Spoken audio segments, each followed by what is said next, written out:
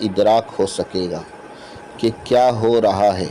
اب پوری دنیا کو معلوم ہو چکا ہے کہ 2015 میں ایک نیا فرقہ وجود میں آیا جسے عالمی شورا کہا گیا، جہاں فیصلے باری باری کیے جاتے ہیں۔ ہم آپ کو یہ بتانا چاہتے ہیں کہ اس کے پیچھے کی اصل حقیقت کیا ہے۔ میں ابتدا سے شروع کرتا ہوں۔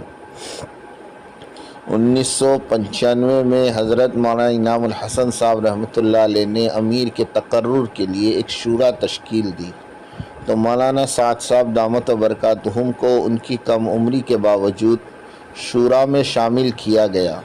مولانا سعد صاحب کو شورا میں شامل کرنے کے پیچھے نظام الدین کے بزرگ علماء کی حمایت تھی، خاص طور پر ندوۃ العلماء کے علماء جن میں مولانا علی میاں رحمۃ اللہ علیہ شامل تھے، اور مظاہر العلوم کے ممتاز علماء نے کہا کہ مولانا سعد میں انہیں مولی الیاس کا جذبہ اور مولی یوسف صاحب رحمۃ اللہ علیہ کا علم دکھائی دیتا ہے۔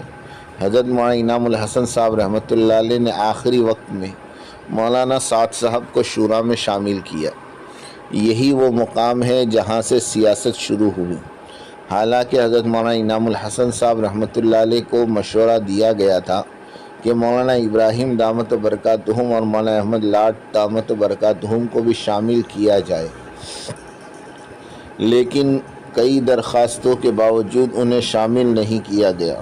آپ سب کو اس پر غور کرنا چاہیے کہ شورا کا مقصد مشورہ دینے والے لوگوں پر مشتمل ہوتا ہے، لیکن ان دونوں کو بطور مشیر بھی شامل نہیں کیا گیا، جو بہت معنی خیز ہے۔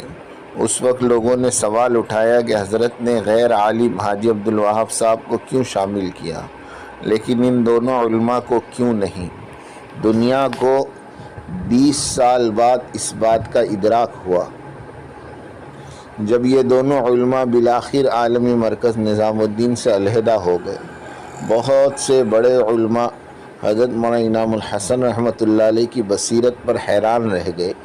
اگر انہیں 1995 کی شورا میں شامل کیا گیا ہوتا تو حالات بہت مختلف ہوتے ہیں۔ مثال کے طور پر جیسا کہ حال ہی میں بنگلور مرکز میں دیکھا گیا کہ اب ووٹر آئی ڈی کارڈ بنانے کی اپیل ہو رہی ہے، اور ہمسایہ ممالک میں مولانا خورشید کے ساتھ تصویری نشستیں ہو رہی ہیں۔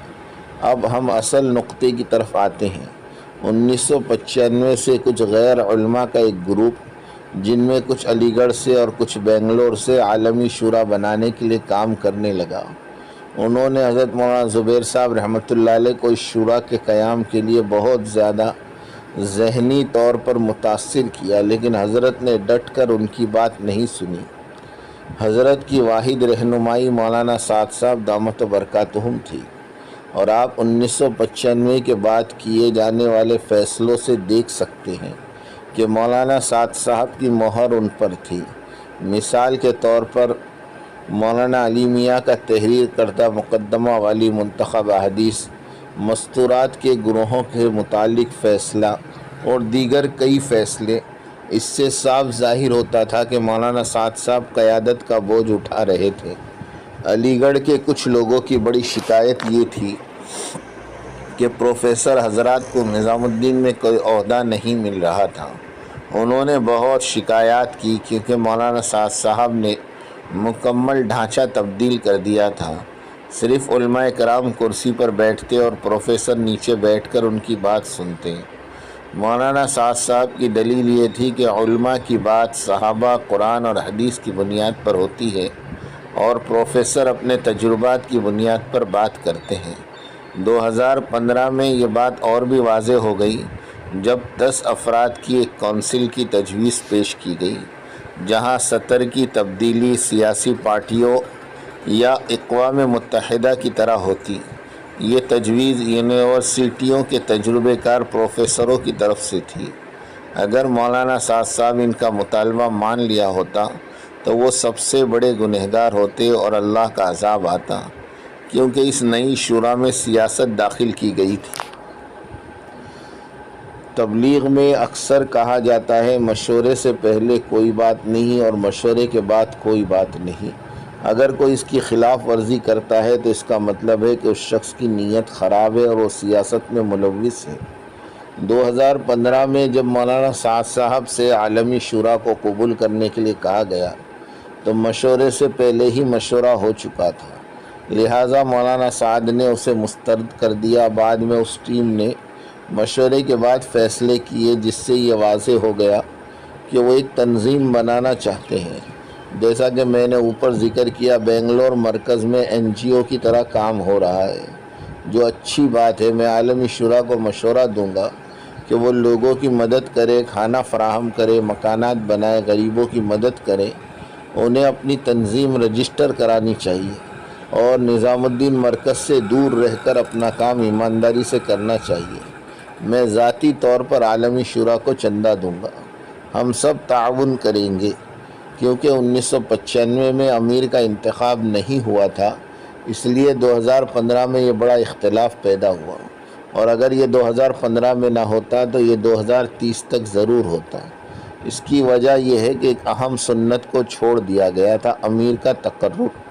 مولانا سعد صاحب دامت برکاتہم نے اس سنت کو زندہ کیا، اور اب اللہ کے فضل سے قیادت کا کام پھر سے مولوی الیاس کے راستے پر واپس آ چکا، امیر کی صورت میں۔ الحمدللہ ثم الحمدللہ۔ میں حضرت مولانا سعد صاحب دامت برکاتہم سے درخواست کروں گا کہ وہ اپنی زندگی میں امیر کا تقرر کرے تاکہ مستقبل میں کوئی اختلاف نہ ہو۔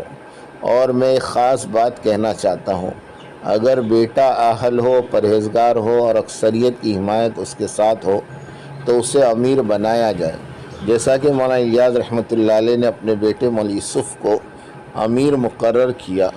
حضرت نے دیکھا کہ ان کا بیٹا ایک قابل عالم دین ہے، امت کا درد دل میں رکھتا ہے اور اکثریت یوسف کے ساتھ وابستہ ہے، تو اس بارے میں بالکل فکر نہ کرے اور اپنے بھائی کاشف عبداللہ کے لیے دعا کرے، جو آپ کو اس قسم کے خطوط کے ذریعے اہم معاملات سے آگاہ کرتے رہتے ہیں۔